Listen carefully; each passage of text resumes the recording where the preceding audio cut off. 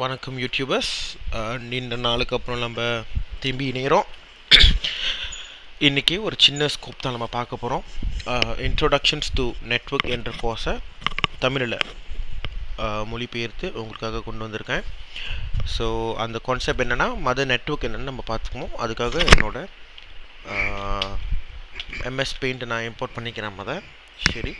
So network என்பது ஒரு கணினியிலிருந்து இன்னொரு கணினிக்கு தகவல் பரிமாற்றங்கள் நடைபெறும்போது தான் அதன் பேர் நெட்வொர்க்குன்னு நம்ம சொல்லுவோம். ஆனால் அந்த நெட்வொர்க் உடனே அப்படியே ஆரம்பிச்சது இல்லை. இது ஆரம்ப கட்டத்தில் 2 கணினி இருக்குதுன்னு வச்சுக்கோம். இங்கே ஒரு கணினி, இங்கே ஒரு கணினி இருக்குது. இந்த 2 கணினிக்கு இடையில் ஏற்படும் தகவல் பரிமாற்றங்கள் என்பது தான் நெட்வொர்க் இப்போ உள்ள சூழ்நிலையில். ஆனால் ஆதி காலத்தில் இந்த கணினிக்கு இந்த கணினியோட தொடர்பு நேரடியாக ஏற்படுத்த முடியாத சூழ்நிலை இருந்த காலகட்டங்கள் அது. அதாவது நான் சொல்கிறது 1969 இந்த காலகட்டங்களில் நெட்வொர்க் அவ்வளோ பெரிய ரீச் அடையலை மக்கள் இடையில். அதனால் கணினி பயன்பாட்டில் இருந்தது. ஆனால் ஒரு கணினி நேரடியாக இன்னொரு கணினியோடு தொடர்பு கொள்ள வேண்டிய சூழ்நிலைகள் இல்லை. அப்போ நம்ம என்ன பண்ணுவோம்னா, இங்கே ஒரு ஃபைல் இருக்குன்னா அந்த ஃபைலை அல்லது அந்த தகவலை அங்கேருந்து இங்கே இடம் மாற்றம் செய்வது என்பது ஸ்னீக்கர் நெட் கான்செப்ட் என்று சொல்லப்பட்டது. ஸ்னீக்கர் நெட் கான்செப்ட் அதுதான் சொல்லப்பட்டது.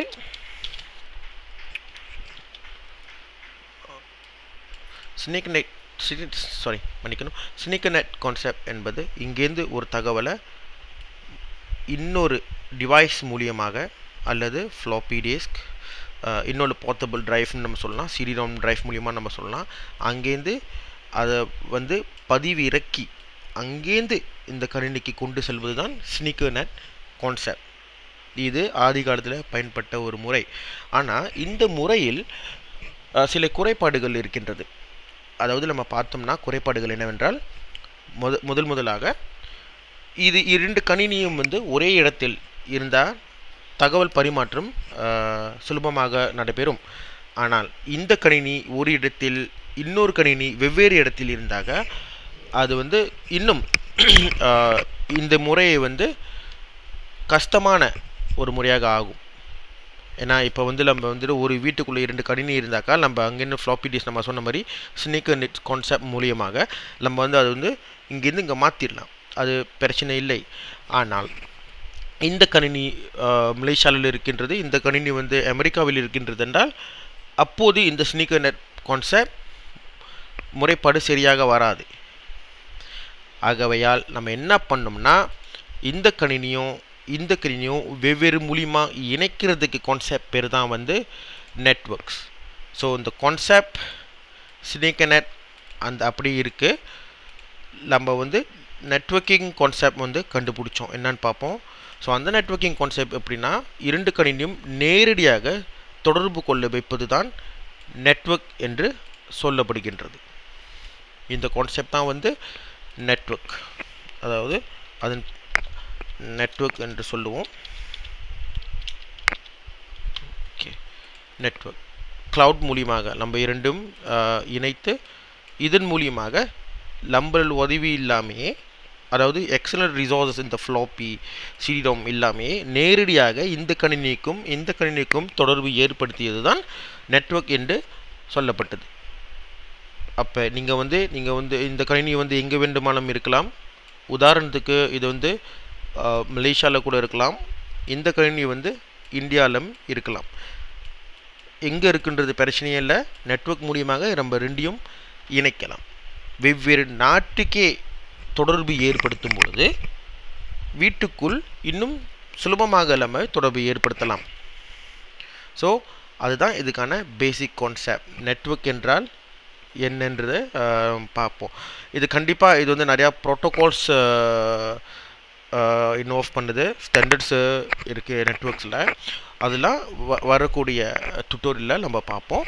இப்போதைக்கு இன்றைய டுட்டோரியல் மூலியமாக நம்ம கற்றுக்கொண்டது இதுதான். விரிவிருக்கும் நான் சொல்லிடுறேன். ஆரம்ப காலத்தில் 2 கணினி பயன்பாட்டில் இருந்தபொழுது தகவல் பரிமாற்றங்கள் ஸ்னீக்கர் நெட் என்ற கான்செப்ட் மூலியமாக பயன்படுத்தப்பட்டது. அதாவது நேரடியாக தொடர்பு ஏற்படுத்த முடியவில்லை என்றாலும் அந்த தகவலை ஒரு ஒரு கணினியிலிருந்து அதை வந்து பதிவிறக்கம் செய்து இன்னொரு டிரைவ் நம்ம பார்க்கலாம், இல்லை தம் டிரைவ் பார்க்கலாம், யூஎஸ்பி டிவிடி அந்த மாதிரி பார்க்கலாம். அதில் காப்பி பண்ணிவிட்டு அங்கேருந்து இங்கே மாற்றம் செய்யப்படணும். இது ஆரம்ப காலகட்டத்தில் பயன்படுத்தப்பட்ட ஒரு கான்செப்ட்.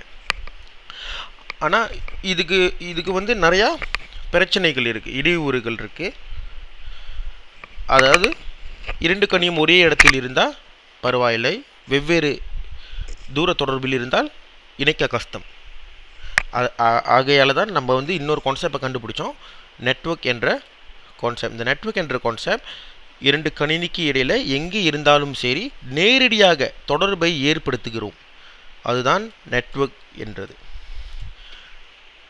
சரி யூடியூபர்ஸ், இன்னோட இந்த டுட்டோரியல் நான் உங்களுக்கு கொண்டுறான ஒரு இன்ட்ரோடக்ஷன்ஸ் தான், ஒரு டெஃபினிஷன்ஸ் தான் கொடுத்த நெட்வொர்க்கு. அடுத்த வரக்கூடிய டுட்டோரியல்ஸில் இன்னும் மேலும் இதை பற்றி நான் விளக்குறேன்.